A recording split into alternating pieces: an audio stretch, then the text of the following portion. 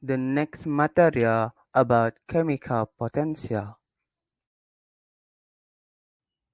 Potensi kimia adalah Gibbs molar parsial energi bebas yang didefinisikan sebagai partia atau partialni Tp Nj. Definisi ini berarti bahwa potensi kimia adalah perubahan energi bebas Gibbs ketika satu mol zat ditambahkan ke jumlah yang sangat besar sampel.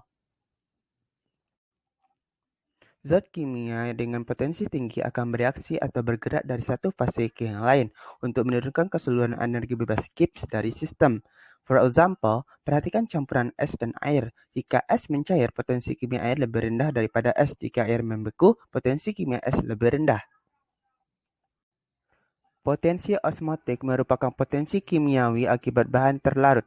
Potensi osmotik selalu negatif. Hal ini karena kecenderungan berpindah melintasi membran semi-permeabel dari air murni menuju air yang mengandung zat terlarut. The next about transfer volume in cell membrane.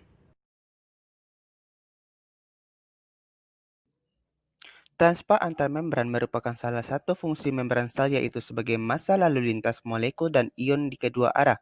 Molekul yang dapat melewati membran sel antara lain molekul hidrofobik CO2O2 dan molekul yang sangat polar berukuran kecil, yaitu air dan etanol, karena membran bersifat semi-permeabel.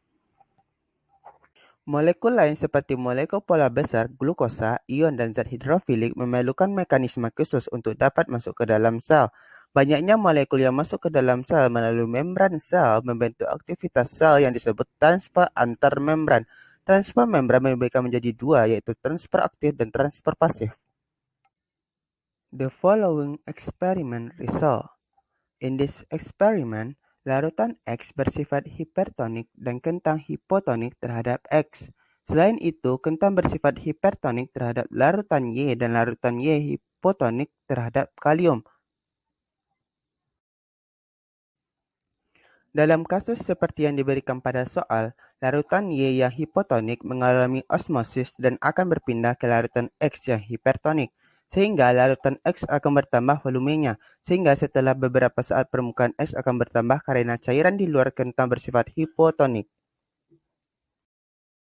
Okay, that's all from us about electricity in the cell membrane.